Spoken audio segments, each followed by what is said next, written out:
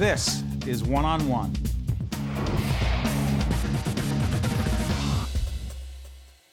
Hi, I'm Steve Adubato. It's my pleasure to introduce for the first time Josh Henderson. He is on Dallas. He's an actor on Dallas. Dallas can be seen on Mondays, 9 p.m. on TNT. That's correct. And you guys are celebrating what season? This is midway through season 2. And this past Monday, we just aired JR's funeral episode. So it was a big Monday for us. Set up your character because it's very much connected to JR and Of course. Larry Hagman, the whole bit. My character was a baby on the original. He is the son of JR and Sue Ellen. Look at that. Yeah. You know, when they brought the show back in 2012, I was lucky enough to be cast as JR's son. And, you know, originally people were talking about big shoes to fill and you're Ewing, and how do you feel about, you know, portraying the son of JR and Sue Ellen. And that has even been intensified now that Larry has passed, and a lot of it's on my shoulders. So it's a big shoes to fill, but I really feel honored and blessed to have this opportunity, and I'm having a blast with it. Where'd you grow up? Born in Dallas, oddly enough, so it's fitting. Yeah, born in Dallas, grew up in Sunnyvale, Mesquite, Texas, kind of in that area, a little east of Dallas, and moved back and forth from Oklahoma to Texas. Played baseball, figured that's what I do for a living, and then my story's crazy. It sounds like it's made up. Go ahead. Went from that to was about to go off to college to play ball, and then auditioned for a show called Pop Stars on the WB. It's kind of like American Idol, but before American Idol started, it was making of a pop group. Hold on, back up. You can't say you're playing baseball and then you audition for a show as if Trust me. auditioning for a show was part of baseball. Hold on. But you're playing baseball, but you got some acting bug. Well, actually, I'd never done anything in the entertainment industry ever, and I knew nothing of it. But there's got a music thing going on too, I'm told, right? Here's how it happened. Trip, right when I graduated high school, I got blessed with a trip to San Francisco. I show up to San Francisco. I'd never been to California in my life. And there's about 6,000 kids standing outside of a hotel. I go up and I say, what are you guys doing? They say, we're auditioning for a show called Pop Stars. I'm like, I know that show. Maybe I can get on TV. I hopped in line, and it had 7 cities for the audition tour. So just like American Idol, New York, Chicago, LA, San Francisco. And I kept getting called back and kept getting called back. And at the end of the day, I beat out 80,000 kids to get this record deal on a TV show. Get out of here. So that's how I started. So then I was offered this deal, and then I had my baseball scholarship. So I was like, I know this, I don't know this. What do I do? But I really feel like there's got to be a reason this came my way. So I went with this. And it was a beautiful experience. Introduced me to the entertainment industry. And then we came out, did a whole crazy press tour, and I had a lot of fun. And I didn't know what I was doing. I was a kid, and I was enjoying every second of it. And the record label folded about 3 weeks after our album came out. It was in that time when all those record labels were dropping, in like 2002, when the downloading was kind of really killing the industry for a minute.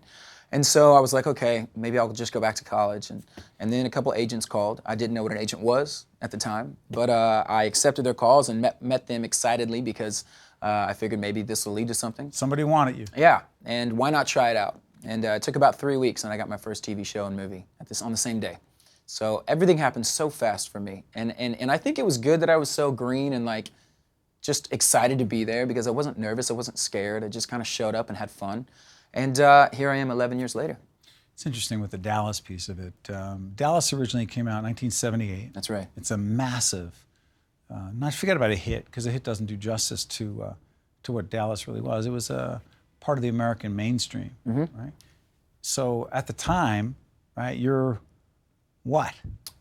I was not born. Yeah, that'll do it. I was born in the 80s. So you're not even born. No, not so I'm yet. thinking to myself, how do you even know Dallas at the time? Well, you know, I was born. But it was playing when you were born. Yes, absolutely. Because it was a hit for a long time. 78 to 91 was its first run. And, you know, I was born after JR was shot the first time.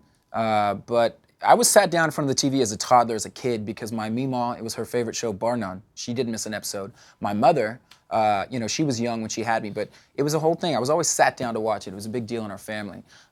Never did I ever believe that not only would I become an actor, but be on the show. So and you'd be JR's son. Yeah, yeah. And by the way, the Larry Hagman piece. Yeah.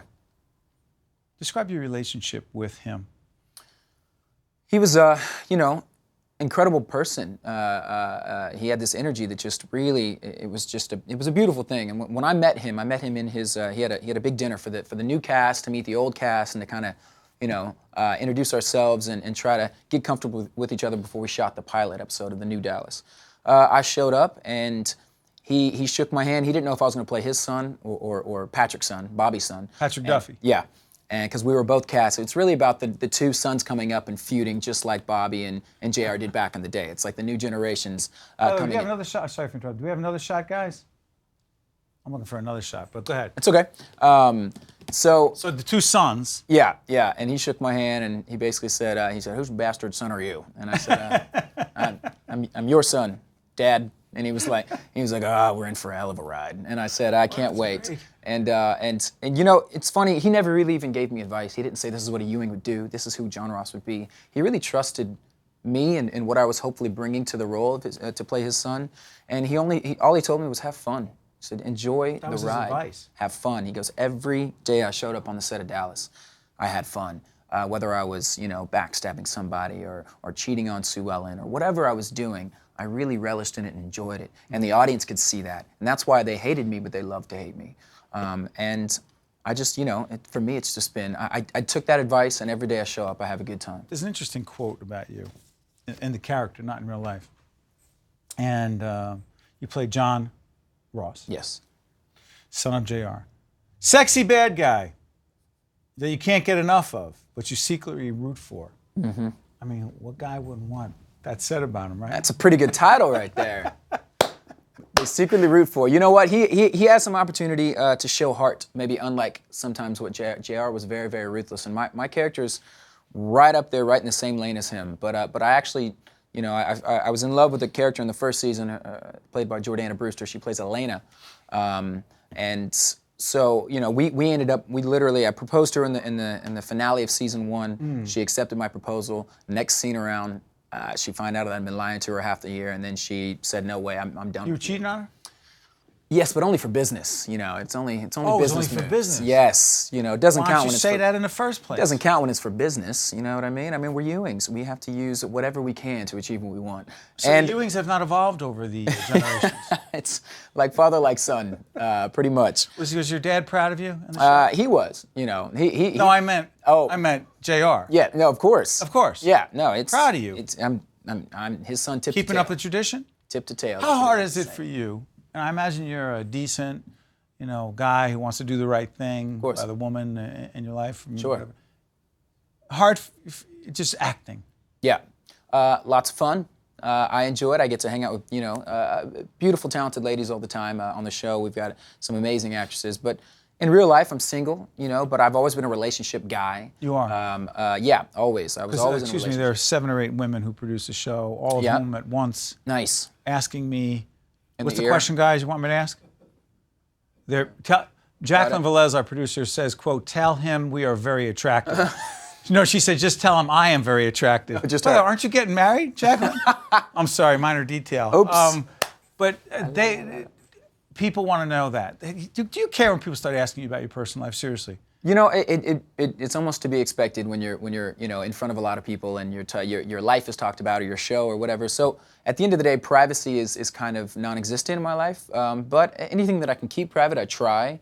I'm not afraid to talk. People ask me questions. I'll try to answer as long as it's somewhat decent. But the part of it's interesting because right before you were in here, one of the other guests I told you that was here was Wendy Williams. Yeah. Who has a very successful daytime show, and you said you actually did the show? Yeah, I've been on the show. Okay, so you go on that show, and let's just say her audience is excited and enthusiastic. Sure. And I'm just predicting that when you went on the show, they reacted viscerally. Screams, nail clawing, biting, yes, all of the above. It was an exciting day in my life. And you responded accordingly. Yeah, you at the end of the day, you got to just step up to the plate in baseball terms and give a swing at You got it. to do what you got to do. That's right. So you accept being a sex symbol is just part of the job. That's an odd thing, It's like I grew up being awkward just like everybody else, and having never really had to impress anybody. It's just I like to play baseball and I had a girlfriend. Yeah. So now it's like a lot of expectation. Listen, some of us we just have to deal with it. Just got to do what you got. What the hell are you laughing at? So get back to the show. Sure. Tell us the future of Dallas. So this year, we got flipped upside down with Larry, and we had a really interesting storyline for the second half of the season between he and I. Right. And obviously, when he had passed, no one expected it, and the writers had to They didn't even take a holiday. They literally had 3 weeks to write. They had to turn it around. Yeah, they had 3 weeks to write how he was going to exit the show, how he was going to leave, and that, which obviously affects the entire rest of the season. So now, this past Monday, Larry, it was his funeral, his memorial episode. A beautiful, beautiful, beautiful piece of television. I mean, I was watching it. I actually waited to watch it live with the rest of the country. I didn't watch it before, and they changed the theme song, the original Dallas theme song. They slowed it down into this beautiful version of it, just really, really just in memory of him.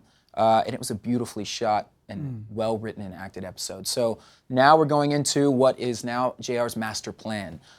Someone killed him, and we don't know who it is. What? Yes. So we have 7 episodes left in season 2, and the writers Didn't we do this already? What's that? Didn't we do Who We Killed did a JR? Who Shot JR. Oh, Who Shot He didn't JR. die that time. Oh my God, you're right. So now it's there's a Who Killed JR thing going down, but he had a Do you master know? plan. I didn't find out till yesterday, because we still have 2 episodes left to shoot, and we find out in the last episode of this year. So you will find out, and it is, to tell you the truth, I did not expect it. I didn't see it coming. It is unbelievable, and it's very smart, and it's all about Larry. JR had a master plan, and this whole thing was all a part of his master plan. You got great and it writers. unfolds. Yeah, we really do. TNT? TNT, Monday nights at? 9 o'clock, 8 o'clock Central. You love this gig. I do. I feel like I was, this is just it was meant to be, and I feel very comfortable being in Texas, being back in Texas. We shoot 100% of the show in Dallas. And, I feel blessed, and I'm having a blast. And By the way, I'm sorry for interrupting. When you go back home, what's it like? in Dallas? Yeah, given what you're doing, you go back it's home, crazy. what's it like? It's pretty crazy. I kind of feel like I'm like the Prince of Dallas. It's like, everyone there knows who I am now because of the show. They're very proud of the show. And every day is a new day, and it's exciting every time I walk out the door. That's good stuff. You've done Broadway? I have not, but I have done a musical. I did a musical with a man named Paris Barclay, who is a very well-respected director in the business, and I did a musical called One Red Flower in 2007. Everyone in the musical was very experienced, and like the guy from Wicked was to my left, and it was and I was the lead, and I had to learn 17 songs in 2 weeks. I tackled the task, and it's something that I love, so I hope to do it soon. Chose not to play baseball. You did this. You made a good choice. Josh Henderson on Dallas airs Mondays, 9 p.m. on TNT. I want to thank you for joining us. Thank you so much. We're very, very happy that you're doing what you're doing, and keep it up, all right? Thank you very much. I appreciate it. This is One on One. I'm Steve Adubato at the Tisch WNET Studios. We'll be right back right after this. One on One with Steve Adubato has been a production of the Caucus Educational Corporation, celebrating 25 years of broadcast excellence in partnership with St. Joseph's Healthcare System. Funding has been provided by Meridian Health, Wells Fargo, Qualcare Inc., NJIT, New Jersey Institute of Technology, Cone Resnick, NJ Best, Berkeley College, and by Verizon Communications. Transportation provided by Airbrook Limousine, serving the metropolitan New York, New Jersey area.